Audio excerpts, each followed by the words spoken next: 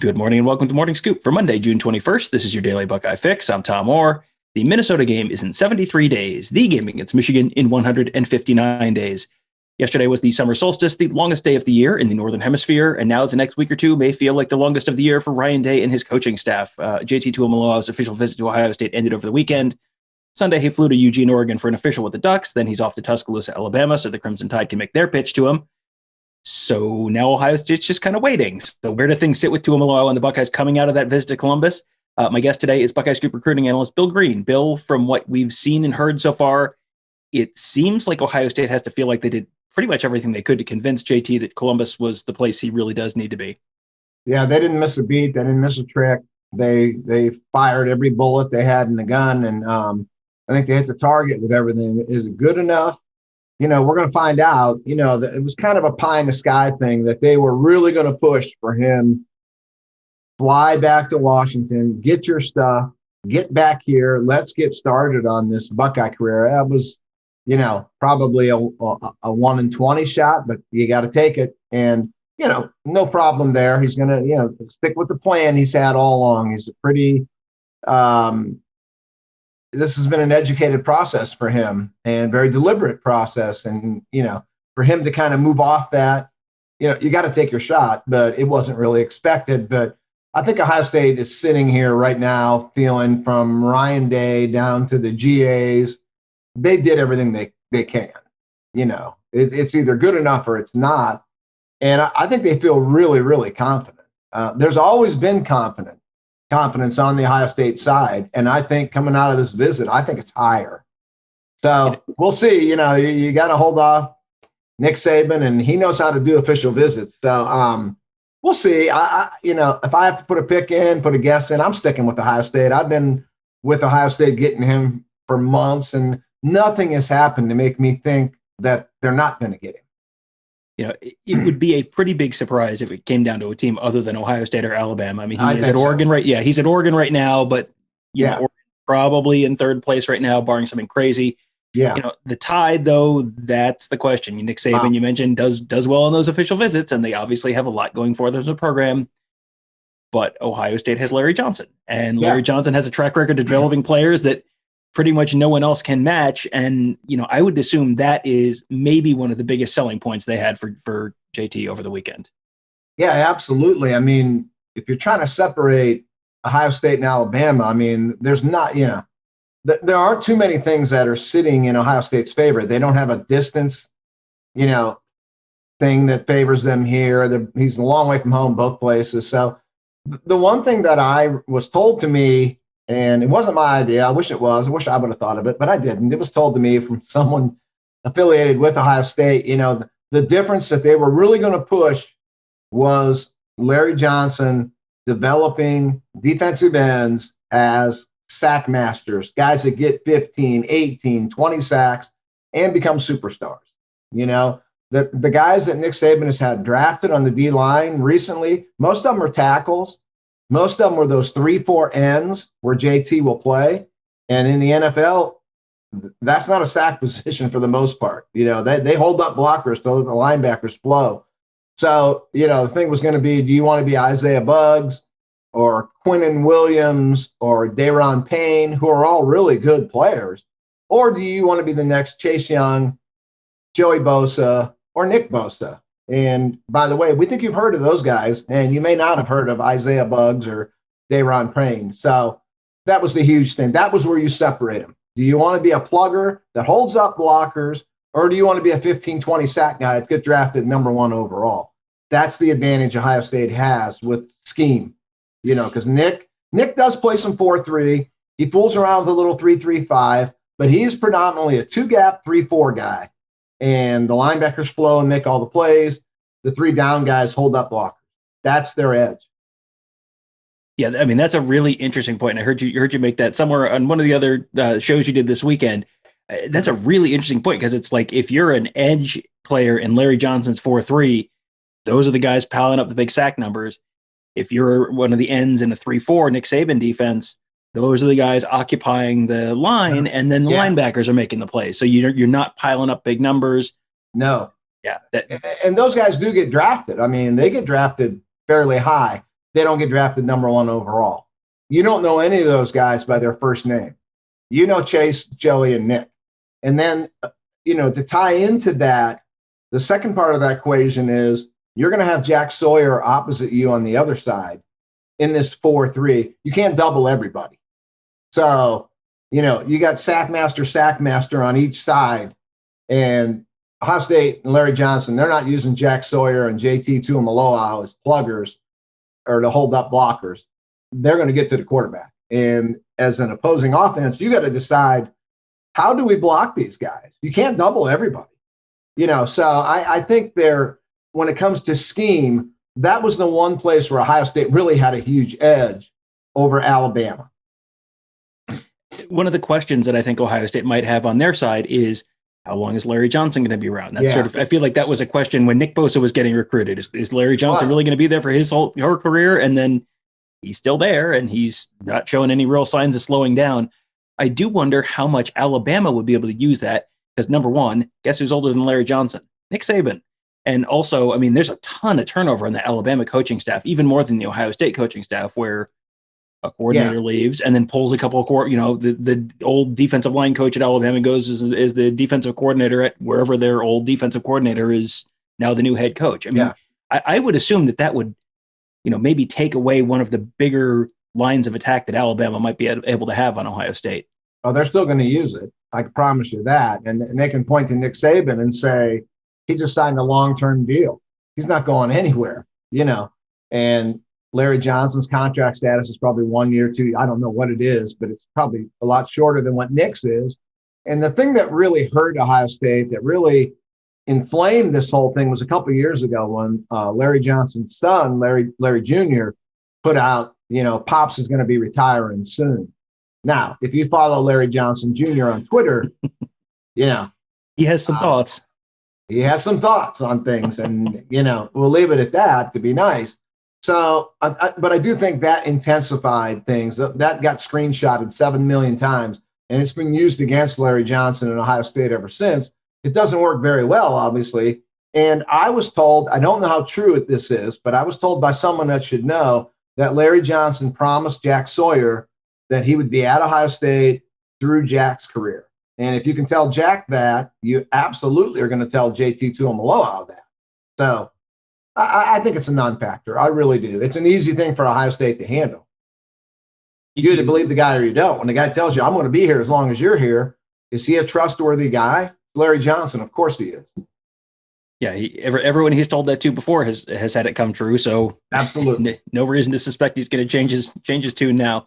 You said earlier you seem like Ohio State still is in decent shape with Tuimoloau coming out of that visit. How secure do you think that is? Is that like it would be really a big surprise, or is it just they're ahead comfortably right now, but you never know when it's Nick Saban?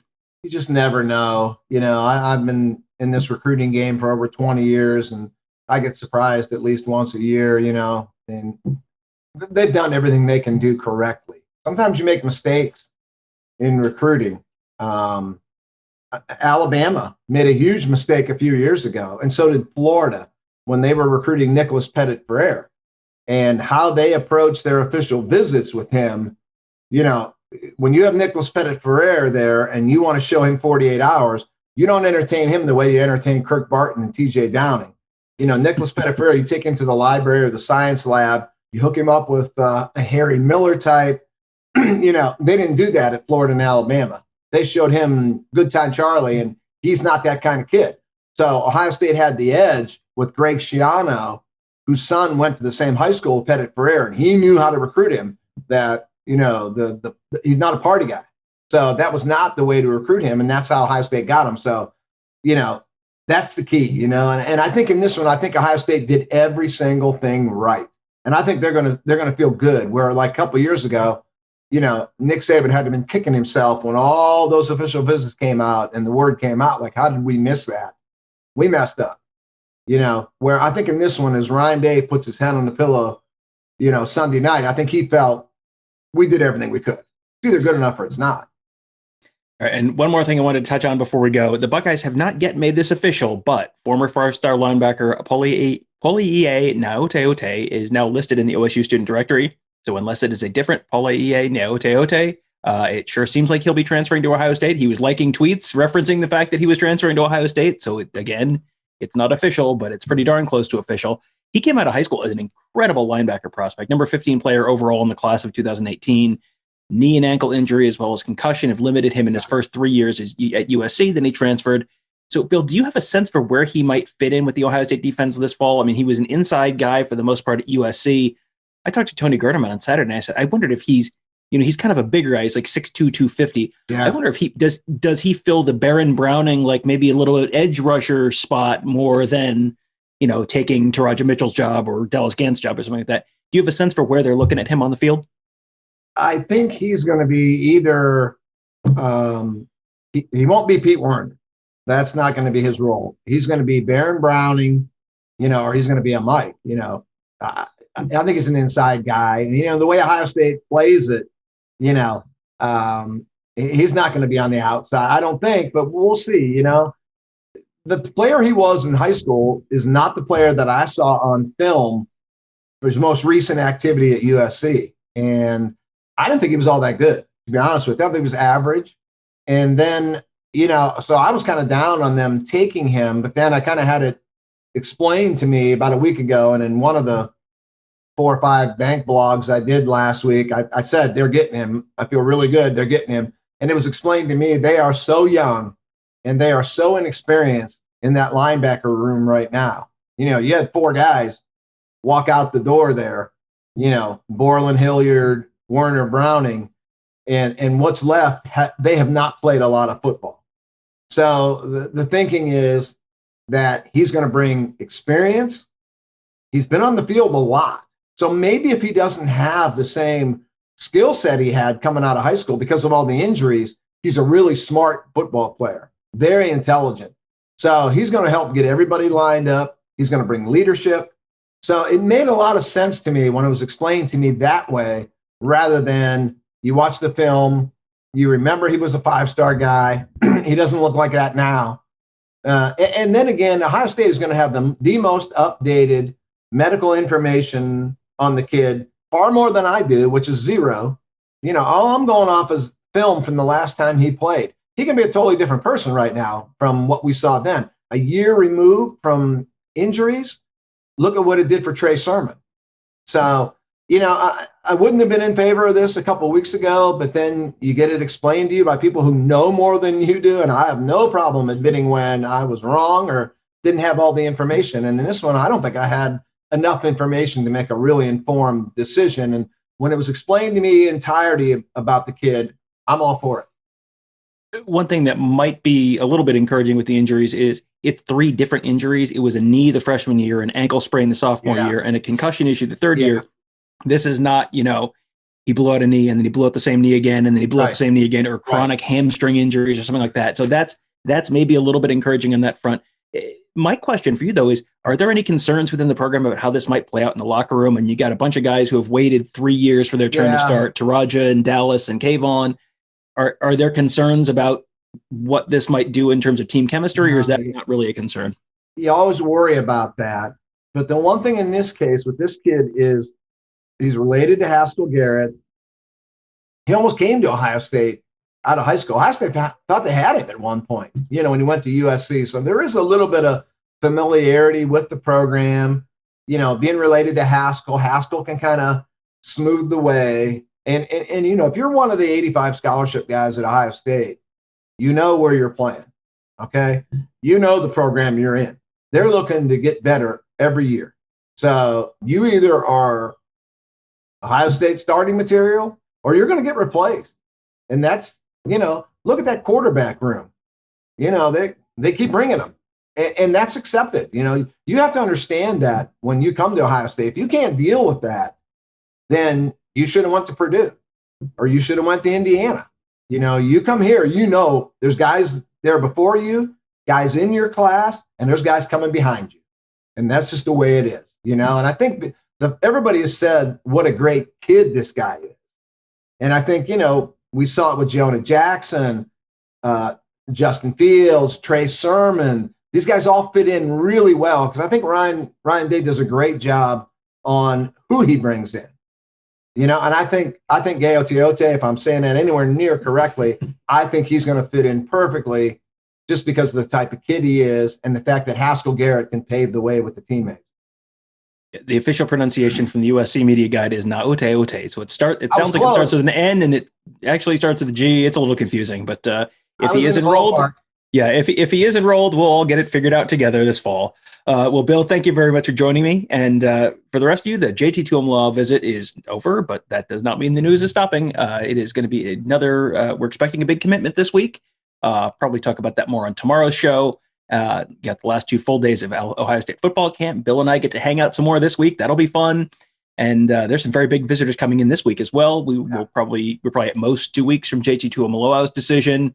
Then the Elite 11 quarterback camp is coming up. We have Mark Givler set to go to that.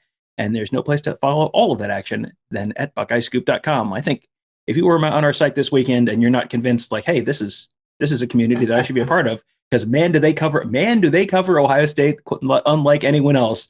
I don't know what to tell you. If that wasn't enough for you, I don't know what to tell you. But from the feedback based from on our board this weekend, yes, that was enough to convince a lot of people. This is in fact the most incredible site in the history of the universe. So if you want to be a part of that, you can just sign up today at BuckeyeScoop.com.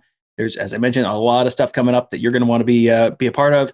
It's the price of a lousy chain store pizza. So just put down the pizza, enjoy a month of Buckeye Scoop instead, because it's going to be a crazy month coming up. And if you are a part of that month with us, you also have a chance to win Nevada's Oregon tickets. 4 tickets to the Oregon game from Nevada Buck. You have to just be a member before July 4th to win those. And so that's yet another great reason to sign up today at BuckeyeScoop.com. Also, make sure to check out all of our great podcasts. Tony Gerderman and I will be back this week with more episodes of Buckeye Weekly. We'll have a bunch of episodes coming from Ohio State football camp this week.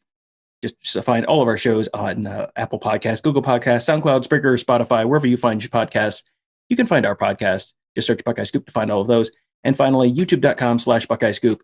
If you have been on our YouTube channel and you haven't subscribed yet, what are you waiting for? There's been a crazy amount of content this week involving the Tuimoloau visit, involving, if you haven't watched Kirk Barton's live stream from the airport on Thursday night, you owe it to yourself to treat yourself to that. That is a unique piece of broadcasting and just a really interesting insight into a piece of recruiting that we normally don't get a chance to see. So that is youtube.com/Buckeye Scoop. Hit that subscribe button that you can get notified every time we put up a new video. We're going to be putting up a bunch of videos this week from that last week of camp.